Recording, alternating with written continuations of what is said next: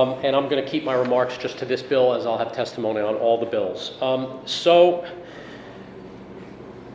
this bill we've been testifying on since 2013. In its original iteration, there was no advanced due process. There is now due process in it. I want to first point out a few technical issues with the bill and then get into the policy. Right now, what this bill allows is if you have a mental health issue and you want to go to a marriage counselor, a nurse, or a social worker, you could wind up having your Second Amendment rights suspended and your firearms seized. There's also a provision in here that says your firearms could be forfeited. And I want to highlight that for a second, because in normal forfeiture in New Jersey, if, for example, somebody is a prohibited person and their firearms are taken, those firearms can be sold and the owner gets to keep the proceeds of those. In this bill, New Jersey has two forms of forfeiture. One is the more reasonable kind that I just described, where if you are constitutionally deprived of your property, you get the proceeds from it. The other kind is complete forfeiture, reserved usually for the most heinous crimes: murder, rape, arson. In those cases, you cannot profit by your own misdeed. Well, this bill, if your firearms are seized, they can be forfeited without the proceeds going back to the owner. We've been testifying about that for several years.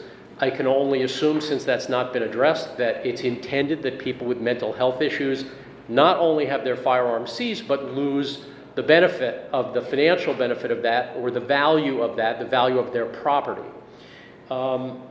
It makes no sense. Somebody who's seeking help shouldn't lose the value of their property. It's something this legislature could easily address, but so far in no draft of the legislation has any committee tried to address that.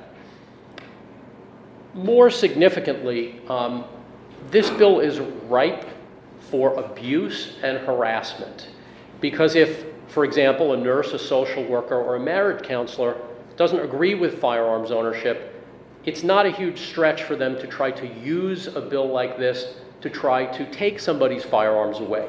This problem could be easily solved, and we've been talking about this for years, by making it a crime to lodge false allegations that result in deprivation of a constitutional right, because that's, after all, what we're discussing here. Yes, there are people who should not have firearms. We agree with that. The question is, what is the process, okay? And what is the fairness of the process? And are certain mental health, quote-unquote, professionals qualified to make that judgment? So there's nothing in here that would protect against phony allegations to weaponize this against people who just don't happen to agree with you.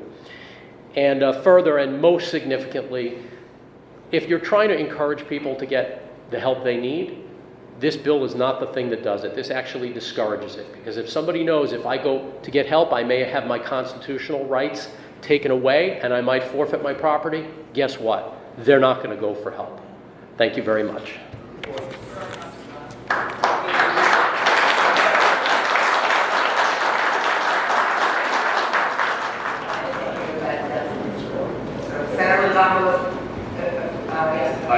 I would like to see forfeiture compensation to the person whose firearms are removed from the legacy.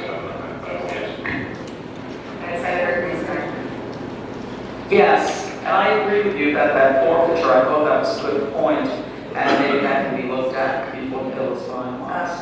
And that's what the Assembly will also pay when you want to if they're getting involved in the Senate. So just for those who didn't hear, everybody voted yes on those bills.